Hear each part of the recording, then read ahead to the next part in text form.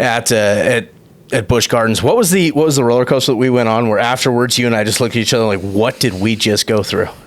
Was it the Iron Gwazi? Iron Quasi? Gwazi? With a G. Was it G? I think it was the Iron Gwazi. Apparently, according to some of the roller coaster ranking systems in the U.S., it's among the top.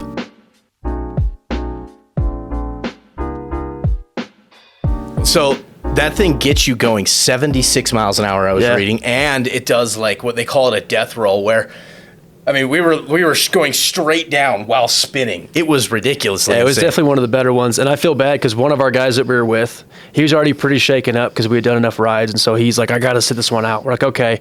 And then we got to the front of the line, and Dallin sat down, and it's one of those tough ones with the lap bars where it just kind of like clicks into place. And Dallin's he's a large human being. Yeah, and so he couldn't fit on this one. He's just too tall for it. And so they're like, I'm really, really sorry. You can't ride this one. So it just ended up being Brock and I. And after we finished, him and I looked at each other and said, don't tell anyone that's the best ride yet. We cannot tell people that this is the best ride in the whole park. It was ridiculous. It was so fun. Yeah. There's one in Cleveland that's supposed to be like the best roller coaster.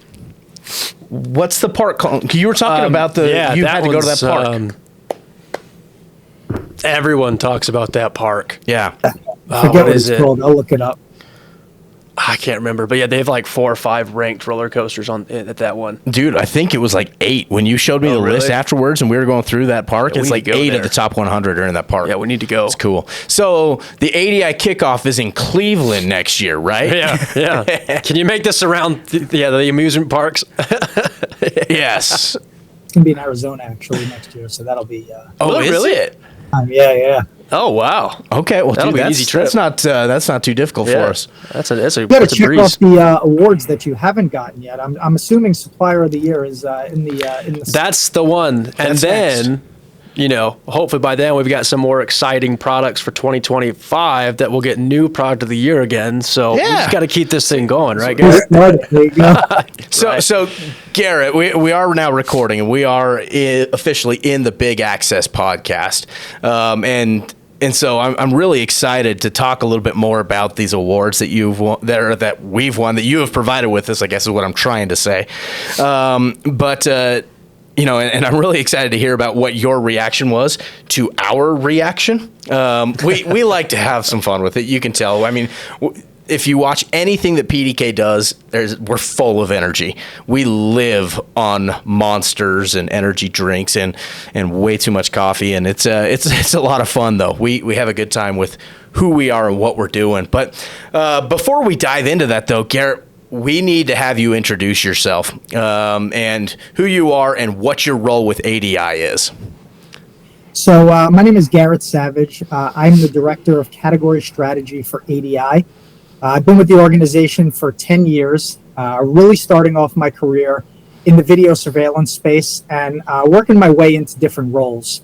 What's really cool about my role today is that I do have the ability to dabble into different categories, whether it's intrusion, access control, video surveillance, fire. The entire team rolls up under me, and it's really been a great experience to just learn the low voltage security market, but also look at new areas of the business that we're focused on in our pro AV space and our datacom business. So really just a well-rounded understanding of the low voltage security market and the adjacent spaces.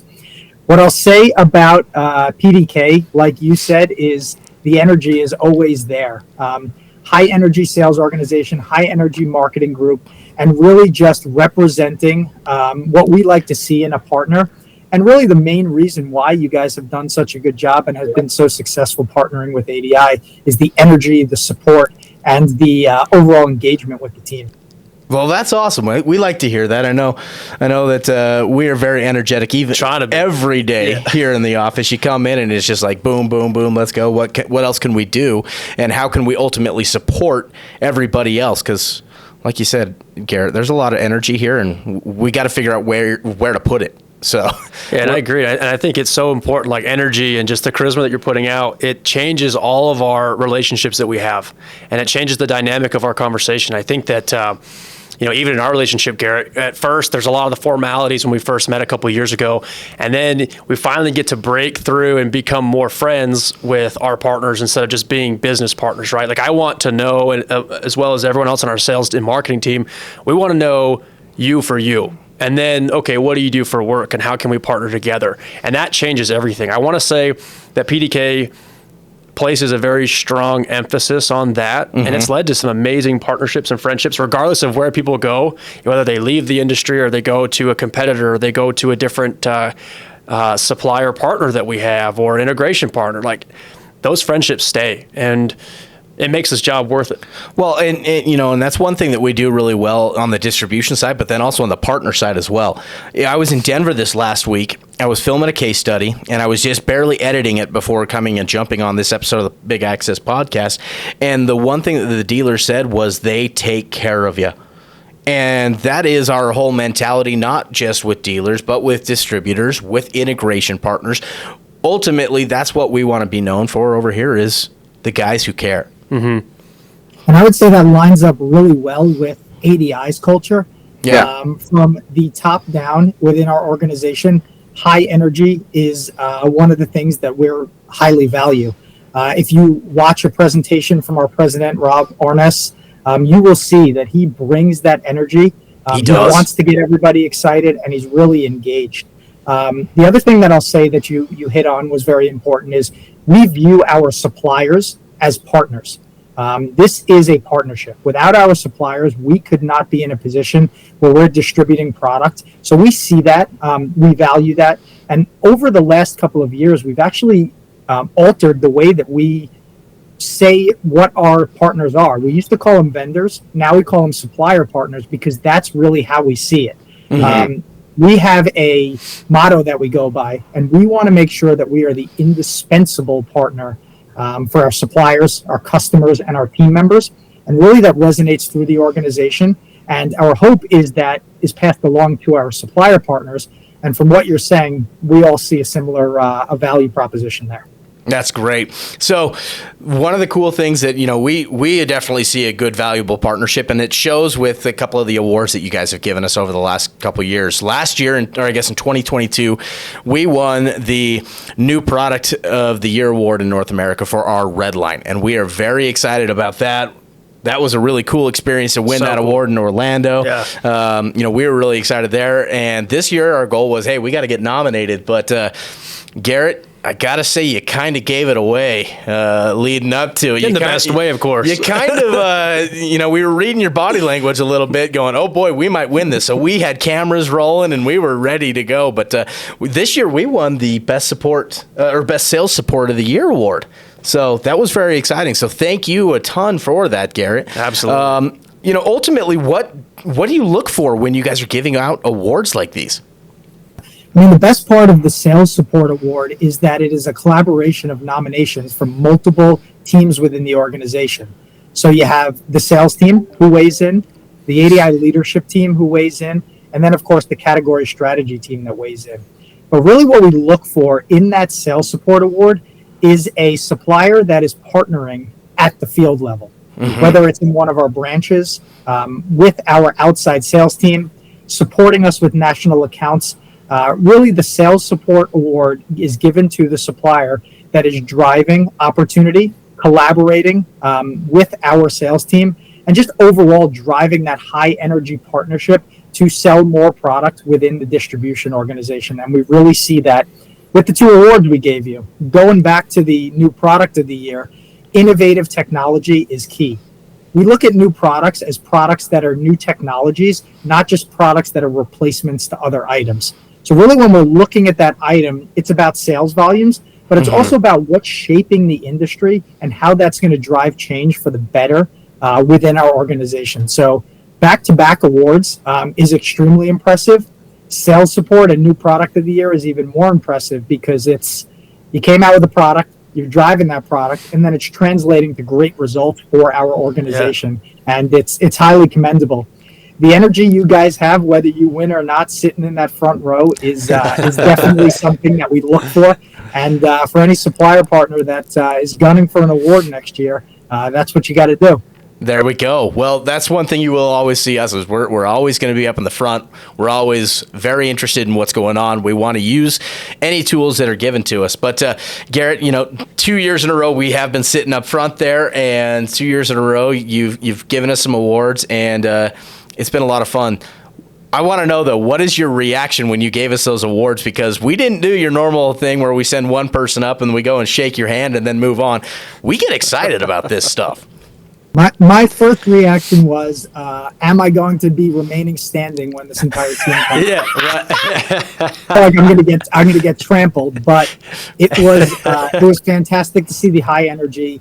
The audience feeds off that, and most importantly, you guys have fun with it, right? I like to say that we're working more than we're spending time with our families in a lot of cases. So to make that environment one that's fun, one that's enjoyable, and one where we are, as friends and partners, are actively getting out there and bettering the world, the community, is just something that you go to sleep at night and say, hey, I'm making a difference, which is highly impactful for me. That is awesome. Well, we'll just warn you now that next year when you guys give us the Vendor of the Year award, Dallin might pick you up. So we'll try to calm him down. You can give us a sign. You're gonna put a helmet on or something, and then we'll run up. Nice. Well, hey, Garrett, a couple other questions that we've got for you while we've got you here for us is, ultimately we want to know what makes a distributor successful, and ultimately what sets ADI apart from the competition that is out there. Yeah, I think we hit a little bit on what makes a distributor successful, but to reiterate, our supplier partners make us successful. We have great partnerships with our suppliers.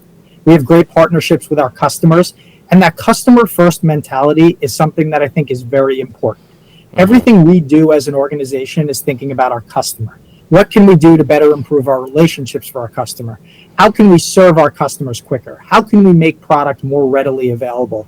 And with that customer-first mentality, I think it's really important that is what's helping us drive change. Within our organization, we do a lot of surveys. We like to get a pulse on our customers. We like to get a pulse on our team members. We like to get a pulse on our suppliers, really just to understand what's working, what's not working, and what we can do to improve so we're not staying stagnant. One of the things that I want to highlight is the evolution of our e-commerce platform, ADIGlobalDistribution.com.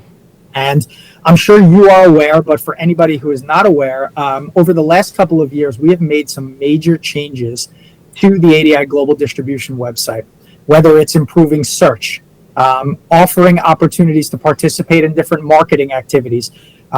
Content is key, right? Having that data available for our customers so they can use our website as a tool is very important. Videos, spec sheets. We want to make sure that our customers can come to our site, research a product, and then ultimately make a buying decision without ever having to leave. We are, as a company, continuing to evolve, and we see e-commerce as a way to grow in the future. But we also see that our branch locations and our brick and mortar footprints remain extremely relevant in maintaining customer relationships, having those day-to-day interactions, and making sure that product is readily available same day for our customers. So when we talk about what makes us successful, ultimately it's our people, ultimately it's our suppliers, and then it is that continuing to stay up with the evolution of technology to make sure we're doing everything we possibly can to serve our customers. That's awesome. That's impressive. Tanner, have you noticed that when you've been dealing with ADI? Oh, absolutely. They're pretty awesome. I think we've been taking a very intuitive approach with ADI, and just I think one of the strongholds that ADI has is not only its footprint in brick and mortar locations and being able to be involved in a lot of the local markets, but that e-commerce platform is huge. I know from my discussions with my internal teams at ADI that a lot of business has shifted towards the e-commerce, not to discredit anything the branches are doing, but that's just the way of business these days. And so to have both of them have such flow and cohesion together and see success in both directions is something that I believe ADI is leading the game in. Yeah, absolutely. Right. Ultimately, go ahead, Garrett. Yeah, and that's a great point, because the way we look at it is we want our e-commerce platform to be an extension of our sales team. Mm-hmm. We want to make sure that our salespeople are freed up from order taking to order making and making it more of a consultative sale. And really, with the evolution of our e-commerce platform, we've been able to do that, right? We've been able to have our salespeople spend more time talking to customers because they don't have, well, they might, but they have less time to be able to, just take an order, and they have more time to help spec a project or understand exactly what that customer needs. And I think the evolution of our e-commerce platform has given that to our entire organization. Yeah. That is so cool. You couldn't have said it even better. I was totally about to say, well, ultimately your e-commerce is an extension of your Salesforce, and you like legit said the exact same thing I was going with. That was pretty impressive. Read the script, didn't you? Yeah, you read the script. Yeah. Good job. Yeah, well done. Well, I'm excited to hear what how well you read the script on this next part, and ultimately, it's what is access control looking for you guys, or looking like as a whole for you guys right now, and what does the future look like as that whole department for you guys? Yeah. Access control has really evolved over the last couple of years, thanks to organizations like yours. It has really grown in terms of mind share, not only from our sales organization, but from our customers as well. Unfortunately, there are events that take place around the country and around the world that lead to the need for access control. But we as an organization want to make sure that we're on the forefront of new and innovative technology, looking at key vertical markets such as education, and really giving our customers the ability to protect what matters most. And in a lot of cases, that's other people. Access control is a very interesting one, because now when I walk to go up to my kid's school, there's not only access control on the front door, but every wing, there's protocols for lockdowns. There's a lot of things in place that help protect our children and students that may have not been there in the past. And even more importantly, it's the ability to get a message to a first responder or somebody who's going to be able to take action with cloud-based solutions or central stations or other opportunities that are there that really enhance what we do as a company. And like I said before, it really feels good to be able to go home at night and say, hey, I've done something, or I'm part of something that's much bigger, that's helped protecting this world. Access control, video surveillance is what I would call the bright, shiny object in the security market. Yeah. But access control really has gained a major foothold, whether it's integrations with organizations such as Digital Watchdog, or just the ability to show how important access control is. It's really become what I would consider a rising star within our organization, and is led by somebody who you know very well, Vivian Antequera, who has done a great job partnering with your organization Vivian's and many others to support what we're seeing in terms of the growth in the access control market. Yeah, that's so cool. One thing that you said there is that video's always kind of been the bright and shiny, but things are moving towards the access control. I like to apply them as video is your reactive security, whereas access is your proactive security. So they each do their own part in securing, and then when you do integrate them, like our awesome partnerships with Digital Watchdog, with Hanwha, with Turing, and you really put them together, that is a true total security option. I love it. Yeah. And there are new vertical market opportunities out there as well. I mean, all the time. Education has been around. Of course, it's evolved, but you see things in other areas that are becoming even more impactful. And the integration of video surveillance and access control is definitely something that has moved the market forward. And you're definitely doing your part to support those key partners, as you mentioned. And the growth of things, like Turing has this Sky Shield, which is a solar-powered solution that can go into different markets and really just open the door for access control, or can open the door for security that was never there because power may not have been able to get to a site with that needs remote security. So, overall, I think that access control is shining at the forefront right now, and we've really seen that evolve in 2022 and 23, and moving into 24. Well, I think that a lot of those reasons that you were just talking about, and ultimately where access control is, where it's going, that's a lot of reasons why integrators should be looking to make sure that access control is like their top offering. Mm-hmm. There is a ton out there, and a ton of different buildings that need security that are ultimately looking to protect their people and their property, and that's what we're here to do. And what I would also say is that our supplier partners, including yourself, have done a great job with training. I look on LinkedIn all the time, or I watch you guys in terms of your videos, and there's a lot around your certification process. Mm-hmm. We at ADI have embraced that as well. We have something called ADI Academy, which is a tool that's available to our customers. That tool hosts a variety of training, whether it's specific to a manufacturer partner, or it is some type of new technology that is out there that we're offering training on. The tools that are available to integrators right now to get into new markets has never been bigger. And when I opened up the conversation, I talked about Pro AV and Datacom as spaces that are what we call big growth bet opportunities. And, there are synergies and adjacencies there for those types of customers. If they're in a building installing an AV system, maybe there's an opportunity for access control and video surveillance and vice versa. So there really is a lot of cross-pollination and new verticals that are coming on board to grow the market and really grow what we're doing in terms of the security business. Man, so good. So good. Completely agree with you there. That's awesome. Well, Garrett, we are just about out of time on this week's episode of the Big Access Podcast. So I want to let you kind of close it off with, tell us why a dealer should ultimately be purchasing from ADI. Like, if you were to have to say it in 2 sentences, what's it going to be?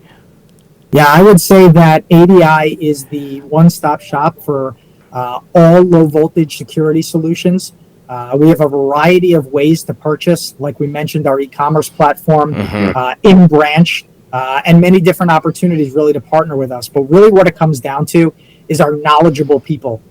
From my team on the category strategy side to the inside salespeople, to our regional account specialists and our national account managers, they are very well trained and they have a customer first mentality. Yeah. In addition to that, our partners are the key to our success. So we have a variety of products that cover the entire security market, and we want to be impactful and change. We've done a lot of work with Mission 500, which is a security organization within our community, and we are getting out there. We're doing a lot more with that charitable work because we feel it's in our DNA, and in our DNA to support people, in our DNA to make this world a better place, and in our DNA to support our customers as much as we possibly can. So that was probably 30 sentences. I was going to say it's a little bit more. You know what? Details are important, though. It's good. I like that you brought up Mission 500 because at the ADI kickoff a couple months ago, it was a lot of fun helping put together those packets. And I'm sure you guys benefited a lot from Dallin's height, being able to have him stack those boxes, 8 feet in the air. To the ceiling.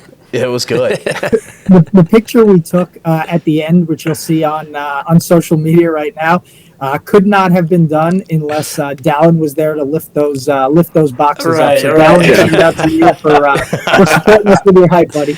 Right, it's always good. You wouldn't believe how many things we have to use. He's got to come down to ISC West to help us build our booth because we need that. Put those panels up. Yeah, it's going to be good. Well, Garrett, thank you a ton for taking the time out of your busy day to come and jump on this week's episode of the Big Access Podcast. We're very excited about our partnership that we have with ADI. You guys are fantastic. And like you said, we are partners, and we love that. So thank you a ton. For those of you who have not already done so, be sure to subscribe to this podcast, leave it a 5-star rating, and let us know if there's anything in particular that you are looking to learn, and we will be sure to add that to an upcoming episode. But thank you guys a ton for tuning in. We will see you next time. Thank you, everybody.